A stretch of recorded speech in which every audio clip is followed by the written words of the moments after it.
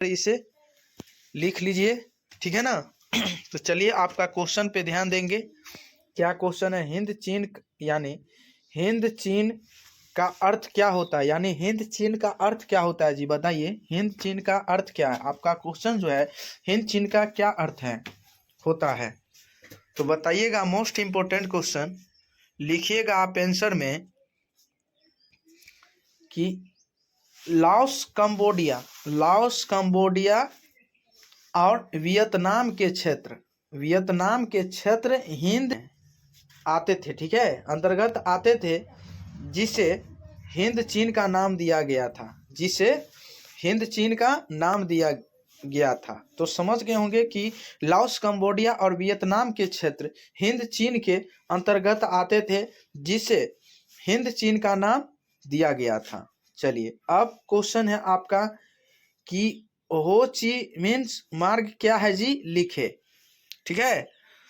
तो ध्यान दीजिएगा कि हो ची मीन्स वियतनाम का एक प्रमुख क्रांतिकारी नेता था। क्या था? एक प्रमुख क्रांतिकारी नेता था। दक्षिणी वियतनाम सैनिकों ने लाओस में प्रवेश किया। लाओस में क्या किया? प्रवेश किया तथा अमेरिका सेवाओं के साथ युद्ध, यानी अमेरिका सेनाओं के साथ युद्ध, विमान और बम बरसाने वाले हेलीकॉप्टर से बम बरसाने लगे। यानी युद्ध में जो भी विमान और बम बरसाने वाले हेलीकॉप्टर से बम क्या करने लगे? बरसाने लगे, जिसका उद्देश्य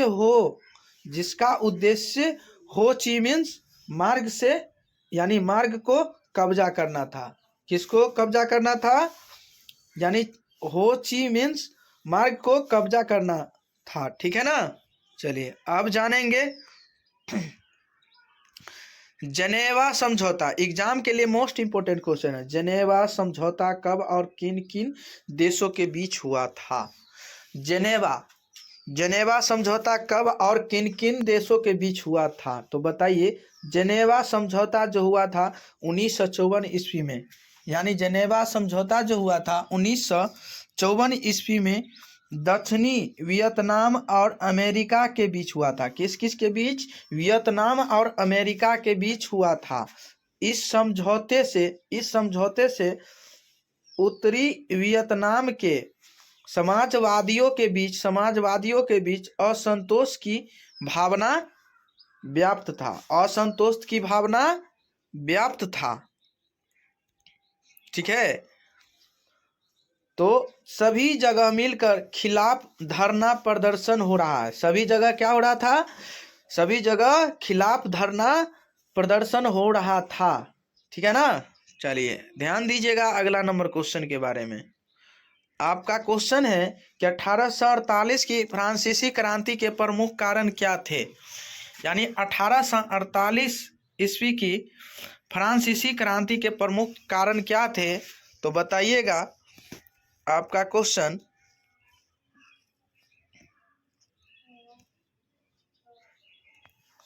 1848 ईस्वी के फ्रांसीसी क्रांति के प्रमुख कारण निम्नलिखित है। प्रमुख कारण क्या है? निम्नलिखित है। प्रमुख कारण क्या है जी? निम्नलिखित है। ए में देखिएगा मध्यम वर्ग का शासन पर प्रभाव। दूसरा है राजनीतिक दलों में संगठन का अभाव, ठीक है। चलिए ध्यान देते रहें मेरे भाई और बंधु। अगला है समाजवाद का प्रसार। अगला है लुई फिलिप की असफलता। आप जानेंगे हनोई समझौता कब और किन दो देशों के बीच हुआ था? हनोई समझौता कब और किन दो देशों के बीच हुआ था? तो बताइएगा किन किन देशों के बीच हुआ था। तो हनोई समझौता 6 मार्च 1946 ईस्वी को फ्रांस और वियतनाम के बीच हुआ था। आपसे पूछ लिया जाए कि हनोई समझौता कब हुआ था, तो 6 मार्च 1946 ईस्वी को हुआ। और किन किन के किस किस के बीच हुआ था? फ्रांस और वियतनाम के बीच हुआ था। इस समझौता के अनुसार फ्रांस ने वियतनाम को एक स्वतंत्र गणराज्य के रूप में स्वीकार कर लिया था। इस समझौता होने के बाद वो फ्रांस और वियतनाम को एक स्वतंत्र गणराज्य के रूप में क्या कर लिया, स्वीकार कर लिया था। लेकिन मतलब मान लिया था उसको, ठीक है ना। चलिए अब बताएंगे विश्वव्यापी आर्थिक मंदी का दौर के बारे में लिखे, यानी विश्वव्यापी आर्थिक मंदी का दौर के बारे में लिखे। तो बताइएगा, व्यापी आर्थिक मंदी का दौर 1929 ईस्वी से 1930 ईस्वी के बीच व्यापक रहा था, यानी 1929 ईस्वी से लेकर 1930 ईस्वी तक ईस्वी के बीच व्यापक रहा था, तथा 1933 ईस्वी के बीच आंशिक रूप से रहा था। 1933 ईस्वी के बीच आंशिक रूप से रहा था। इस मंदी का प्रमुख कारण प्रथम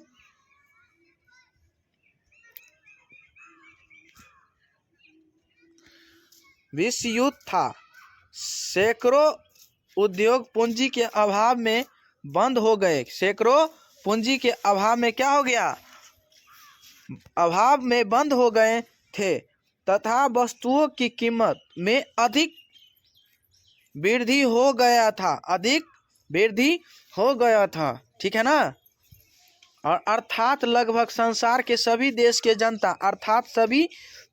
जनता परेशान हो गए थे।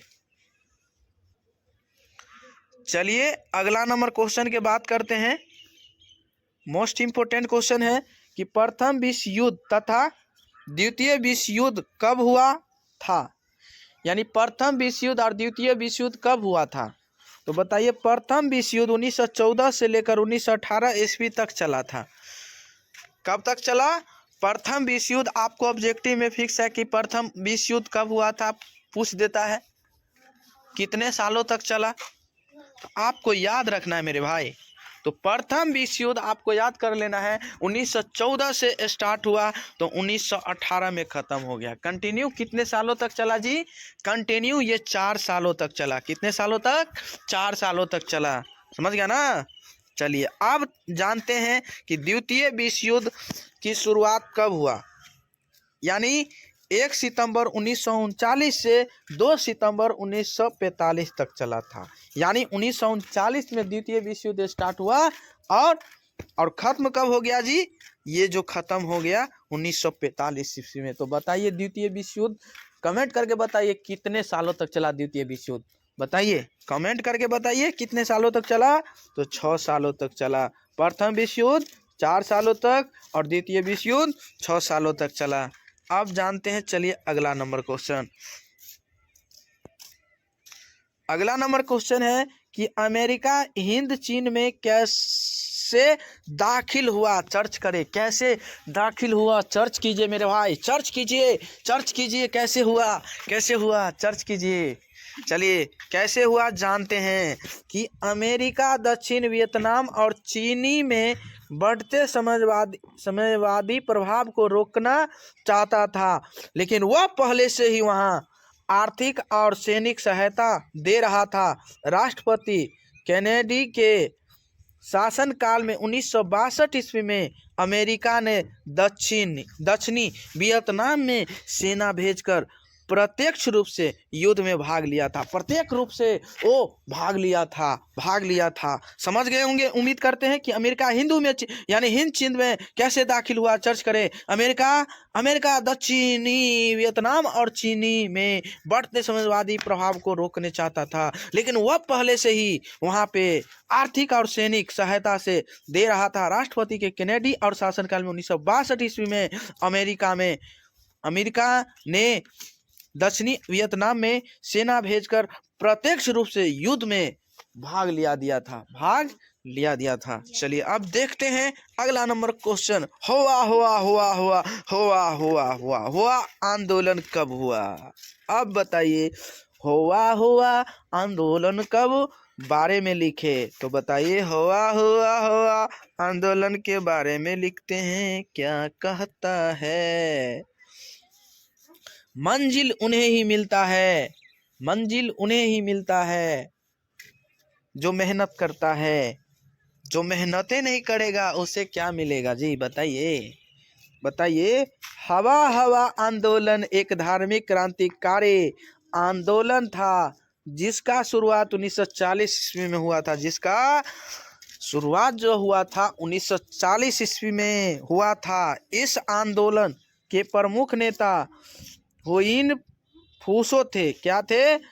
हुइन फूसो थे। क्रांतिकारी उग्रवादी घटना का अंजाम देते हुए लोग आत्महत्या कर लेते थे। क्या कर लेते थे? अंजाम हत्या करके वो आत्मा को हत्या कर लेते थे। ठीक है ना। चलिए अब जानते हैं अगला नंबर क्वेश्चन। लाओस में गृह युद्ध के बारे में लिखे। लाओस में गृह युद्ध के बारे में लिखे। बताइए। लाओस में गृह युद्ध 1954 में हुआ था। कब हुआ था जी? 1954 ईस्वी में हुआ था। इस युद्ध का प्रमुख कारण लाओस के आंतरिक मामले में रूस और फ्रांस का प्रत्यक्ष रूप से हस्तक्षेप था। रूस ने लाओस पर आक्रमण किया था। रूस ने किस पे आक्रमण किया था? लाओस पे किया था। अब बताइए। बिगड़ती स्थिति का भरपूर फायदा उठाया। बिगड़ती स्थिति को भरपूर फायदा उठाया। तो जानते हैं ना आप लोग भी कि आप सही है तो आपको भी मतलब समझ लेगा उल्टा सीधा। ठीक है ना।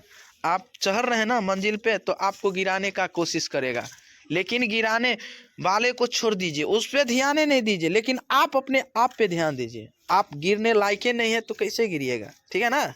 इसीलिए आप हमेशा ऊपर की ओर सोचिए और कुछ अलग बनने का कोशिश कीजिए। ठीक है ना। चलिए अब जानते हैं अगला नंबर क्वेश्चन के बारे में। एजेंटा ऑरेंज क्या था? एजेंटा ऑरेंज क्या था जी, बताइएगा। एजेंटा ऑरेंज क्या था? तो अमेरिका के द्वारा यह एक प्रकार का जहर का प्रयोग किया गया था। अमेरिका के द्वारा यह एक प्रकार का जहर का प्रयोग किया गया था जो वियतनाम के जंगलों में पेड़ पौधे के पत्ते झुलसा देते थे तथा फसल नष्ट हो जाते थे। फसल क्या हो जाते थे? नष्ट हो जाते थे। तथा जो भी मानव इस शहर के संपर्क में आते थे उन्हें विकलांगता का शिकार होना पड़ता था। क्या होना पड़ता था? शिकार होना पड़ता था। क्या होना पड़ता था? शिकार होना पड़ता था। ठीक है ना। चलिए अब जानते हैं माइली गांव घटना के बारे में लिखें। माइली गांव घटना के बारे में लिखें। तो बताइए माइली गांव के घटना के बारे क्या है, जानते हैं। आप लोग बने रहें और आप लोग सब्सक्राइब नहीं किए हैं तो आप लोग सब्सक्राइब कीजिए, लाइक कीजिए, कमेंट कीजिए, शेयर कीजिए और सारे दोस्तों के पास भी भेजें। तो चलिए हम बात जानते हैं कि दक्षिणी वियतनाम के माइने गांव में अमेरिका सैनिकों ने वियतनाम में समर्थक को चारों ओर से घेर लिया तथा उससे जान मार डाला। इतना ही नहीं, गांव की महिलाओं एवं बच्चियों के साथ कई दिनों तक सामूहिक बलात्कार किया था। यह सभी घटना लाओस में छिपे वृद्ध व्यक्तियों ने लोगों को बताया था। वृद्ध व्यक्तियों ने क्या किया? उसे बताया था जी, बताया था। चलिए अब जानते हैं जी। आइए आपका क्वेश्चन है कि अमेरिका हिंद चीन में कैसे घुसा? सर्च करे जी। बताइए। हिंद चीन के अंतर्गत लाओस, कंबोडिया और वियतनाम के क्षेत्र आते हैं। अमेरिका सेनाओं ने वियतनाम को तबाह करने के लिए रासायनिक हथियार एजेंट ऑरेंज का प्रयोग किया था। धीरे धीरे हिंद चीन के क्षेत्रों में अमेरिका प्रवेश कर गया। धीरे धीरे अमेरिका उस क्षेत्र में प्रवेश कर दिया, यानी प्रवेश कर गया, यानी पहुंच गया, उस जगह पहुंच गया। ठीक है ना। चलिए तो जानते हैं। अगला नंबर क्वेश्चन है आपका मोस्ट इम्पोर्टेंट कि हिंद चीन उपनिवेश स्थापना का उद्देश्य क्या था जी। तो उपनिवेश का शाब्दिक अर्थ होता है वैसा क्षेत्र जहां वस्तुओं का विक्रय होता है, यानी विक्रय होता हो। हिंद चीन का अंत के अंतर्गत फ्रांस और अमेरिका तथा रूस एवं डेनमार्क व्यापारिक संबंध स्थापित करना चाहते थे।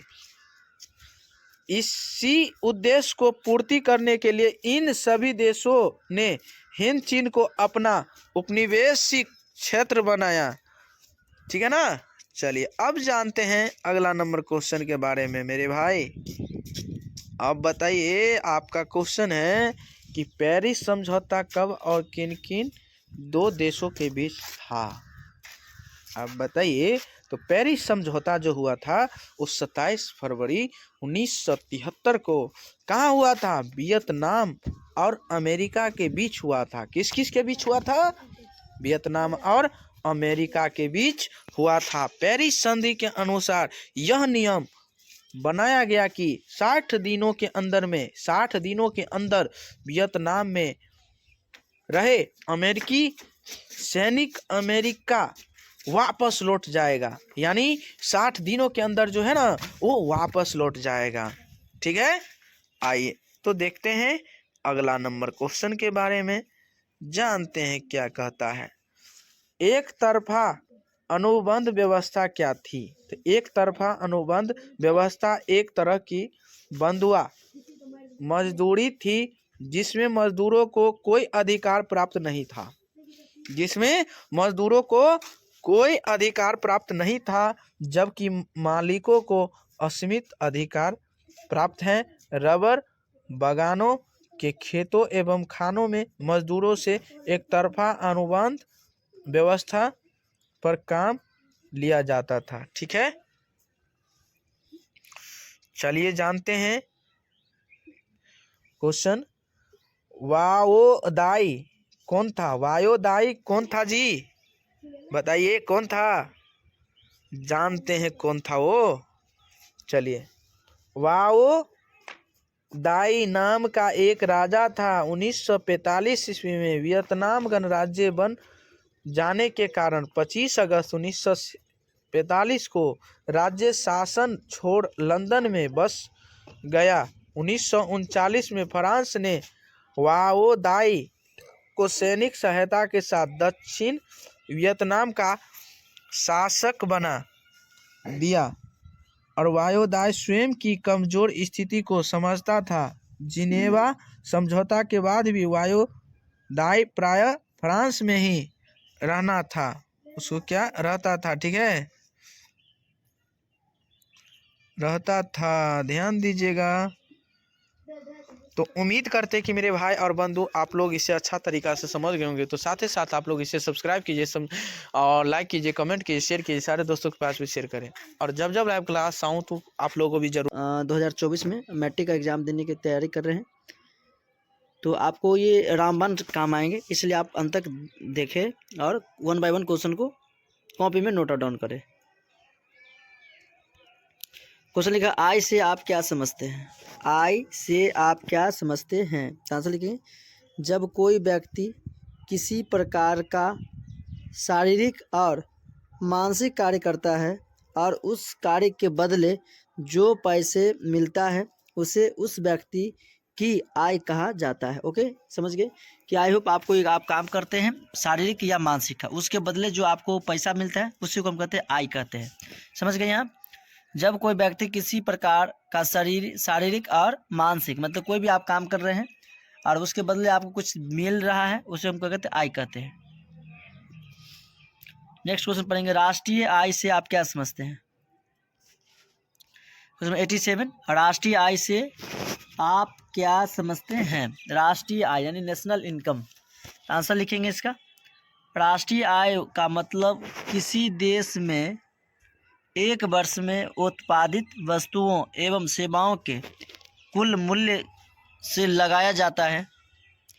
दूसरे शब्दों में वर्ष भर में किसी भी देश में अर्जित आय की कुल मात्रा को राष्ट्रीय आय कहा जाता है। मतलब एक साल में जितने भी पैसा इनकम होते हैं या अर्जित होते हैं उसी को हम कहते हैं राष्ट्रीय आय कहते हैं। नेक्स्ट क्वेश्चन पढ़ेंगे 88 नंबर क्वेश्चन। सकल घरेलू उत्पाद क्या है? सकल घरेलू उत्पाद क्या है? आंसर लिखेंगे एक देश की सीमा के अंदर, एक देश की सीमा के अंदर किसी भी दी गई समय अवधि में प्रायः वर्ष में उत्पादित समर्थ पढ़ रहे हैं समर्थ अंतिम वस्तुओं तथा सेवाओं का कुल बाजार या मौद्रिक मूल्य को उस देश का सकल घरेलू उत्पाद कहा जाता है। क्या कहा जाता है? सकल घरेलू उत्पाद कहा जाता है। क्वेश्चन 89 सकल राष्ट्रीय उत्पाद से आप क्या समझते हैं? सकल राष्ट्रीय उत्पाद से आप क्या समझते हैं? आंसर लिखेंगे सकल घरेलू उत्पाद से देशवासियों द्वारा विदेशों में उत्पादित वस्तुओं एवं सेवाओं के मूल्य को जोड़ दिया जाता है तथा विदेशियों द्वारा देश में उत्पादित वस्तुओं के मूल्य को घटा दिया जाता है, तो उसी सकल राष्ट्रीय उत्पाद कहा जाता है। क्या कहा जाता है? सकल राष्ट्रीय उत्पाद कहा जाता है। नेक्स्ट पढ़ेंगे आप शुद्ध राष्ट्रीय उत्पादन। शुद्ध राष्ट्रीय उत्पादन किसे कहते हैं? शुद्ध राष्ट्रीय उत्पादन किसे कहते हैं? आंसर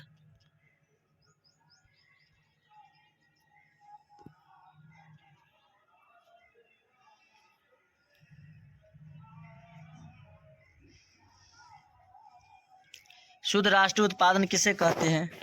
कुल राष्ट्रीय उत्पादन को प्राप्त करने के लिए हमें कुछ खर्च करने पड़ते हैं, अतः कुल राष्ट्रीय उत्पादन में से इन खर्चों को घटाने के बाद जो शेष राशि बनता है उसे हम शुद्ध राष्ट्रीय उत्पाद कहा जाता है। क्या कहते हैं? उत्पाद कहा जाता है।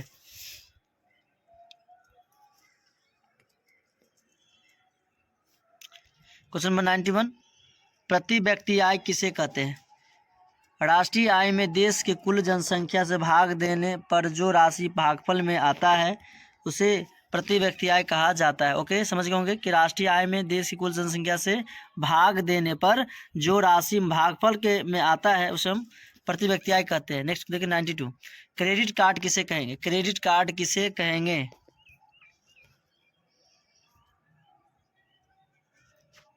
आंसर क्रेडिट कार्ड के अंतर्गत ग्राहक की वित्तीय स्थिति को देखते हुए बैंक उसके साथ राशि निर्धारित करती है जिसके अंतर्गत वह अपने क्रेडिट कार्ड के माध्यम से निर्धारित धनराशि के अंदर वस्तुओं और सेवाओं को खरीद सकता है। क्रेडिट कार्ड कहा जाता है। उसे क्या कहते हैं? हम क्रेडिट कार्ड कहते हैं। क्या कहते हैं? क्रेडिट कार्ड कहते हैं। नेक्स्ट क्वेश्चन देखें डेबिट कार्ड किसे कहेंगे? 93 डेबिट कार्ड किसे कहते हैं? आर्थिक विकास के इस दौर में बैंकिंग संस्थाओं के द्वारा प्लास्टिक के एक टुकड़े को भी मुद्रा के रूप में उपयोग किए जाने लगा है।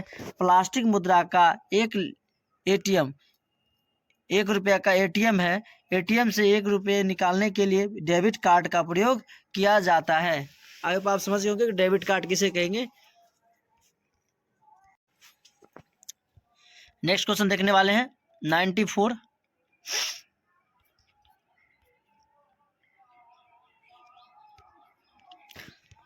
एटीएम किसे कहते हैं? एटीएम किसे कहते हैं? आंसर लिखेंगे एटीएम का पूरा नाम ऑटोमेटेड टेलर मशीन या हिंदी में कहे तो जैसे हिंदी में स्वचालित टेलर मशीन भी कहा जाता है। जैसे हिंदी में क्या कहा जाता है? स्वचालित टेलर मशीन भी कहा जाता है। इसके द्वारा ग्राहक किसी भी समय किसी भी जगह पर अपने पैसे निकाल सकते हैं या मशीन 24 घंटे रुपया निकालने की सेवा प्रदान करती है। क्या करती है? एटीएम का पूरा नाम ऑटोमेटेड टेलर मशीन होता है, जिसे हिंदी में स्वचालित टेलर मशीन भी कहा जाता है। इसके द्वारा ग्राहक किसी भी समय किसी भी जगह पर अपने पैसे निकाल सकते हैं या मशीन 24 घंटे रुपये निकालने की सेवा प्रदान करते हैं। नेक्स्ट क्वेश्चन पढ़ेंगे 92। वस्तु विनिमय प्रणाली किसे कहते हैं? वस्तु विनिमय प्रणाली किसे कहते हैं? तो आंसर लिखेंगे, जब दो पक्षों द्वारा एक वस्तु से दूसरी वस्तुओं का आदान प्रदान किया जाता है तो उसे उस वस्तु को वस्तु विनिमय प्रणाली कहा जाता है। उसे हम क्या कहते हैं? वस्तु विनिमय प्रणाली कहा जाता है। मतलब एक सामान आप लिए और दूसरा सामान आपको मिल गया, दे दिए, तो उसे हम क्या कहेंगे? वस्तु विनिमय प्रणाली। नेक्स्ट क्वेश्चन देख रहा है 96। एटीएम मशीन से पैसे कैसे निकाला जाता है?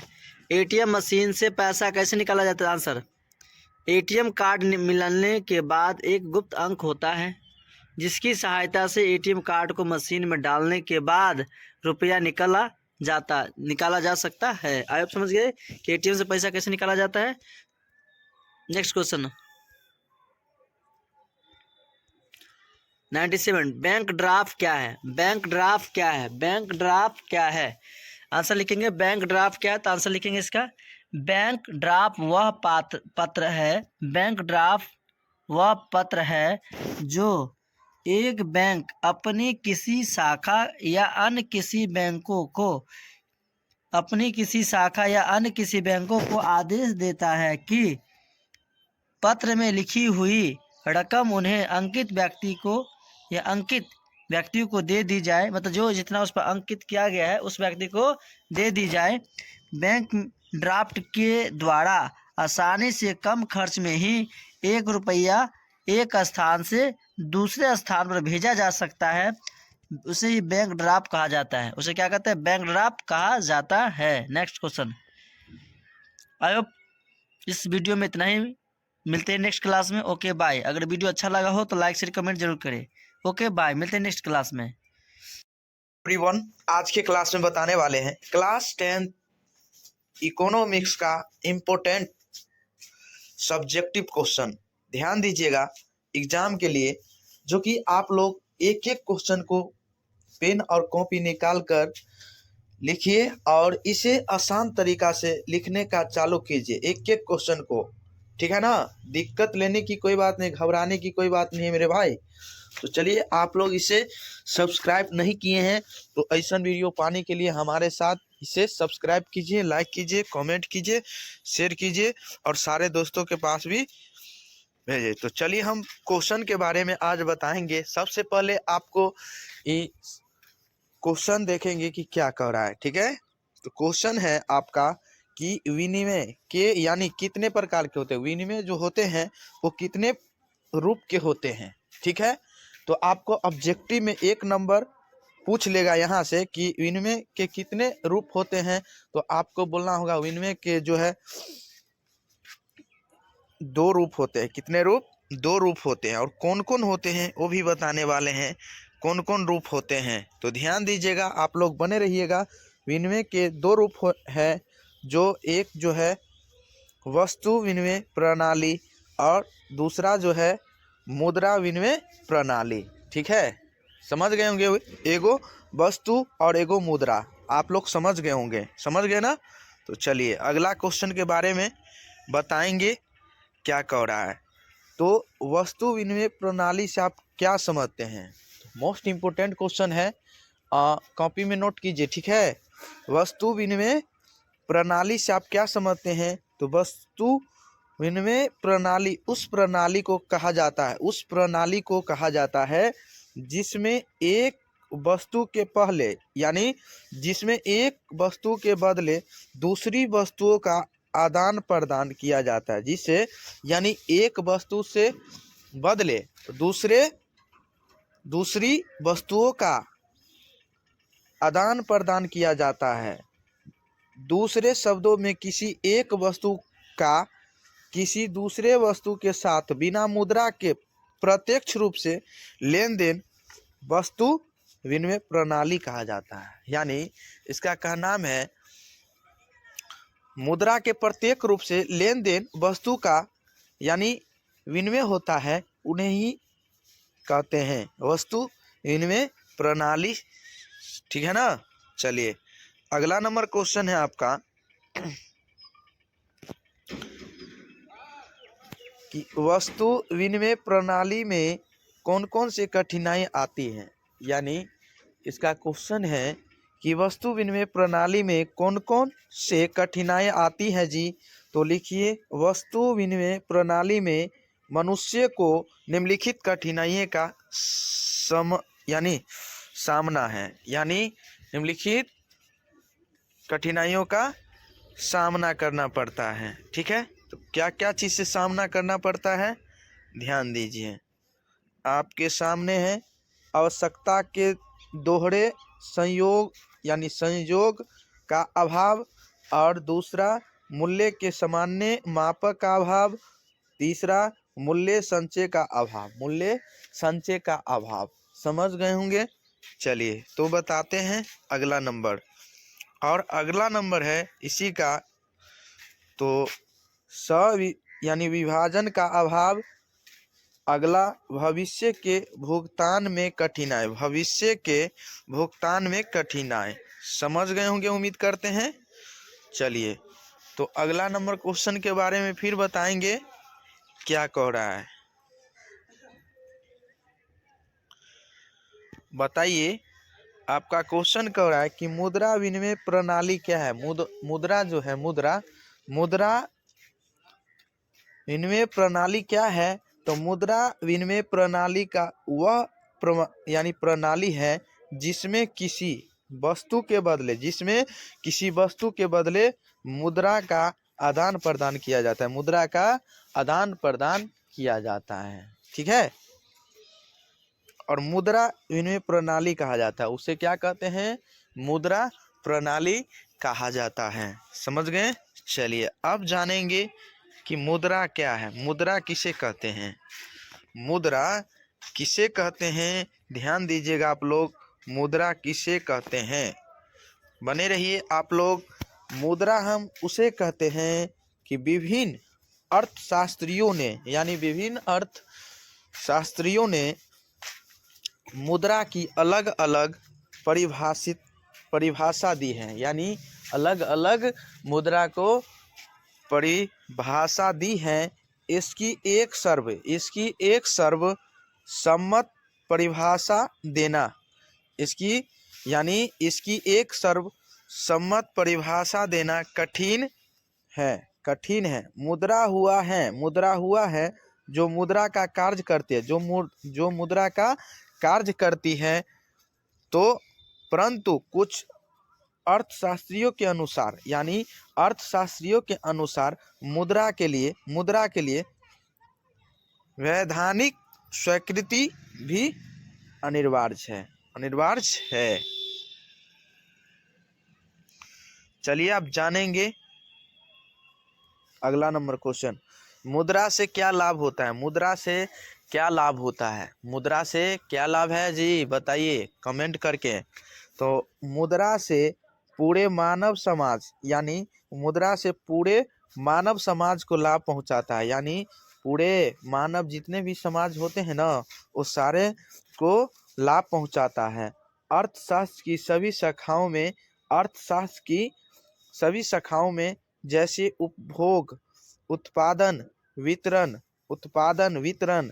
विनिमय तथा राजस्व से मुद्रा का महत्वपूर्ण स्थान है। मुद्रा का क्या है, महत्वपूर्ण स्थान है।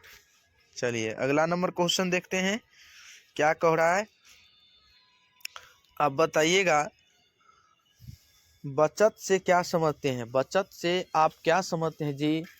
बचत से क्या समझते हैं, समाज की कुल आय को वस्तुओं एवं सेवाओं पर खर्च किया जाता है। यानी समाज की कुल आय को वस्तुओं एवं सेवाओं पर खर्च किया जाता है। कुछ वस्तुओं का उपयोग तत्काल उपयोग करते हैं, तथा कुछ टिकाऊ है जो उत्पादन के कार्य में प्रयोग किया जाता है, यानी की जाती है। अर्थात कुल आय का वह भाग जो टिकाऊ वस्तुओं पर किया जाता है, उसे यानी बचत कहते हैं। उसे क्या कहते हैं? बचत कहते हैं। अतः स्पष्ट है कि आय तथा उपभोग के अंतर को बचत कहा जाता है। आय तथा उपभोग के अंतर को बचत कहा जाता है। समझ गए होंगे उम्मीद करते हैं। चलिए अब जानेंगे अगला नंबर क्वेश्चन। जानेंगे राजनीतिक दलों के प्रभावी बनाने के क्या उपाय है। यानी इसका कहना है जी कि राजनीतिक दलों के प्रभावी बनाने के क्या यानी उपाय है। तो बताइए क्या उपाय है। तो यदि राजनीतिक दल इन चुनौतियों का सामना नहीं कर पाएंगे तो लोकतांत्रिक व्यवस्था अपने उद्देश्यों के असफल होकर चरमरा जाएगी। क्या हो जाएगी? वो चरमरा जाएगी। अतः राजनीतिक दलों के प्रभावी बनाने के लिए निम्नलिखित उपाय है। प्रभावी यानी राजनीतिक दलों के प्रभावी बनाने के लिए निम्नलिखित उपाय है। तो देखेंगे क्या क्या उपाय है इसका। चलिए, दल बदल कानून लागू होना चाहिए। दल बदल कानून लागू होना चाहिए। ठीक है। दूसरा है जी न्यायपालिका के आदेश का पालन होना चाहिए। यानी न्यायपालिका को आदेश का पालन होना चाहिए। तीसरा, राजनीतिक दलों में आंतरिक लोकतंत्र मजबूत होना चाहिए। यानी राजनीतिक दलों में आंतरिक लोकतंत्र मजबूत होना चाहिए। अब जानेंगे क्वेश्चन आपका, साख पत्र और मुद्रा में क्या अंतर है। यानी साख पत्र और मुद्रा में क्या अंतर है। तो आपको सबसे पहले लिखना होगा कि साख और पत्र और मुद्रा में प्रमुख अंतर है, यानी निम्नलिखित अंतर है। ठीक है। चलिए तो बताते हैं आपको क्वेश्चन। तो ध्यान दीजिएगा। मुद्रा कानूनी ग्राहक होते हैं। मुद्रा जो होते हैं कानूनी ग्राहक होते हैं, जबकि मुस्ताक पत्रों को कानूनी मान्यता प्राप्त नहीं होती है। जबकि मुस्ताक पत्रों को कानूनी मान्यता प्राप्त नहीं होती है। समझ गए होंगे उम्मीद करते हैं। चलिए तो जानेंगे अगला नंबर क्वेश्चन आपके स्क्रीन बोर्ड के सामने। क्वेश्चन पे ध्यान दीजिएगा कि साख पत्र से आप क्या समझते हैं। साख पत्र जो है क्या, साख पत्र से आप क्या समझते हैं जी। तो बताइए। मोस्ट इम्पोर्टेंट क्वेश्चन है कि साख पत्र से हमारा मतलब उन साधनों से है। यानी साख पत्र से हमारा मतलब उन साधनों से है जिनका उपयोग साख मुद्रा के रूप में किया जाता है। यानी जिनका उपयोग साख मुद्रा के रूप में किया जाता है। साख पत्र कई प्रकार के होते हैं। साख पत्र जो है ना कई प्रकार के होते हैं जो निम्नलिखित है। तो ध्यान दीजिएगा। ये आपके बोर्ड के सामने चेक, विनिमय, बैंक डाइफट और प्रतिजा पत्र, यात्रा चेक। ठीक है ना। समझ गए होंगे उम्मीद करते हैं। चलिए अब ध्यान देंगे मेरे भाई ये क्वेश्चन पे आपके बोर्ड के सामने है कि बीमारू राज्य शब्द से आप क्या समझते हैं। बीमारू जो है बीमारू राज्य शब्द से आप क्या समझते हैं। तो भारत के काफ़ी पिछड़े राज्य जिन्हें बीमारू के नाम से जाना जाता है, वे हैं बिहार, उड़ीसा, मध्य प्रदेश, राजस्थान, असम इत्यादि। इन राज्यों में बुनियादी सुविधाएं जैसे बिजली है। क्या है? जैसे बिजली है। समझ गए होंगे उम्मीद करते हैं। चलिए ध्यान दीजिएगा। और सिंचाई यातायात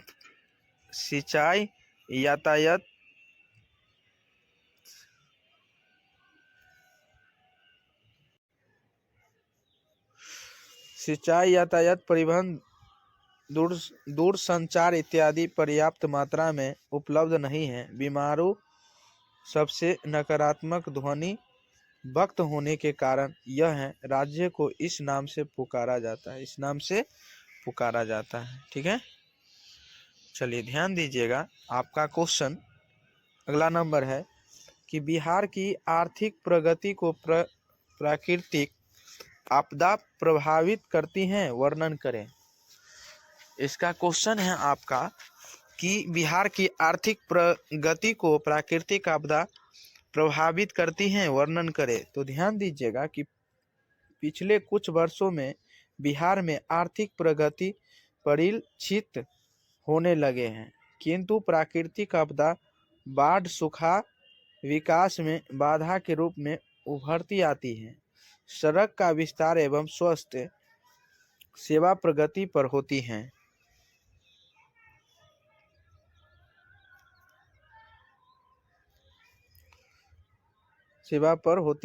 पर बाढ़ के कारण सड़कें पुनः जर्ज एवं खत्म हो जाते हैं। कभी बाढ़ की धारा मुख्य मार्ग होती हैं, तो कभी आबादी वाले क्षेत्र। इस प्रकार यह आपदा एक। हेलो एवरीवन, कैसे आप लोग? आशा करते अच्छे होंगे, मस्त होंगे, स्वस्थ होंगे। तो आज आप देखने वाले हैं क्लास 12 हिंदी चैप्टर 1 का मोस्ट वीवी ऑब्जेक्टिव क्वेश्चन। तो आई होप, आशा करते हैं कि आप लोग अंत तक बने रहेंगे और अपने एग्जाम में कुछ बेहतर से बेहतर करने की कोशिश करेंगे। ओके, चलते क्वेश्चन नंबर पढ़ते हैं। मन की दुनिया से क्या लिखा हुआ है? ये समय सोचने का नहीं, ये समय सोचने का नहीं, ये समय कुछ करने का है। ये समय सोचने का नहीं, ये समय कुछ करने का है। समय यूं ही बर्बाद नहीं करना, क्योंकि यह समय पढ़ने का है। समझ गए ना? समय यूं ही बर्बाद नहीं करना, क्योंकि यह समय पढ़ने का है। चलते क्वेश्चन नंबर 1 पढ़ते हैं। ठीक है, क्लास 12 हिंदी 100 मार्क्स ऑब्जेक्टिव, बस 19 प्रश्न। क्वेश्चन 1, बालकृष्ण भट्ट की रचना बातचीत क्या है? तो आंसर है ललित निबंध। क्या नाम है? ललित निबंध। क्या है? ललित निबंध। क्या है? ललित निबंध। नेक्स्ट क्वेश्चन नंबर पढ़ने वाले 2, बालकृष्ण भट्ट किस युग के रचनाकार थे, निबंधकार थे? तो आंसर है भरतेंद्र युग। कौन सा युग? भरतेंद्र युग के।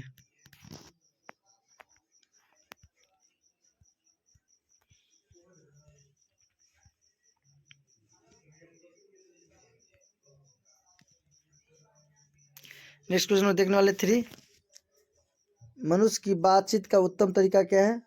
अवाक होकर अपने से बातचीत करना। क्वेश्चन नंबर देखेंगे 4, संवाद में सबसे महत्वपूर्ण क्या है? आत्मीयता। संवाद में सबसे महत्वपूर्ण क्या है? आत्मीयता है। नेक्स्ट क्वेश्चन में देखने वाले 5, बालकृष्ण भट्ट का जन्म कब हुआ था? 23 जून 1844 ईस्वी। कब हुआ था? 23 जून 1844 ईस्वी। नेक्स्ट देखना क्वेश्चन नंबर 6, संयोगिता स्वयंवर रचना है श्रीनिवास दास की। किसका? संयोगिता स्वयंवर रचना का लेखक कौन है? श्रीनिवास दास। क्वेश्चन नंबर देखेंगे 7, कौन सी रचना बालकृष्ण भट्ट की नहीं है? परीक्षा के गुरु। परीक्षा गुरु। क्वेश्चन में देखने वाले 8, कौन सी रचना बालकृष्ण भट्ट की नहीं है? मतलब बालकृष्ण भट्ट की है। तो रेल का विकट खेल। बालकृष्ण भट्ट ने कौन सा मासिक पत्र निकाला था? हिंदी प्रदीप। कितने वर्ष तक निकाला था? 33 वर्ष तक। 33 वर्ष तक चला था। क्वेश्चन में देखेंगे 10, बातचीत किस विधा की रचना है? तो निबंध है। क्या है? निबंध।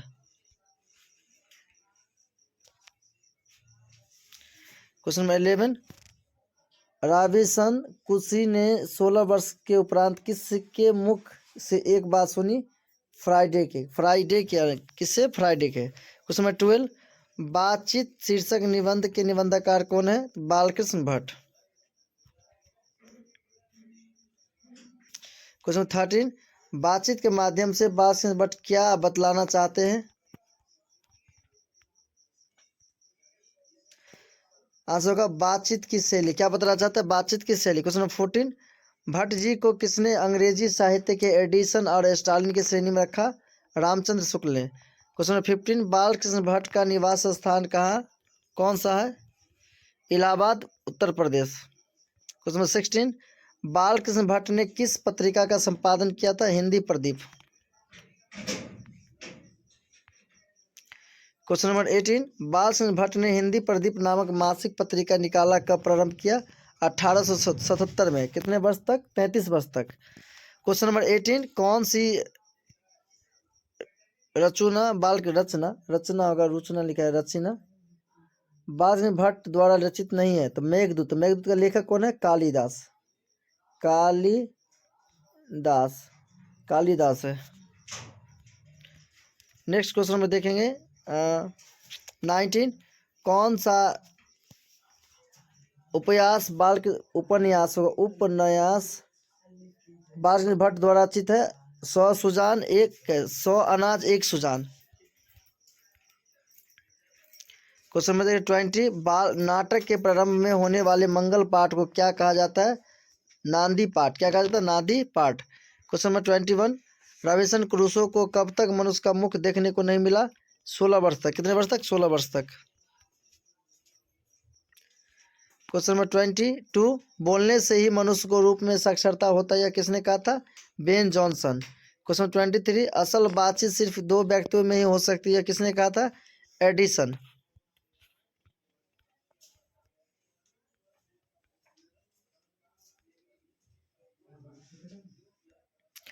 क्वेश्चन 24, एडिसन के अनुसार असल बातचीत कितने लोगों के बीच हो सकती है? तो 2 लोगों के बीच। क्वेश्चन 25, बातचीत से मन किस प्रकार का हो जाता है? हल्का और स्वच्छ हो जाता है। क्वेश्चन नंबर 26, किसके न होने से सृष्टि गूंगी प्रतीत होती है? तो वाक शक्ति। Question number 27, arts of conversation कहाँ के लोगों में सर्वाधिक प्रचलित है? यूरोप के लोगों में।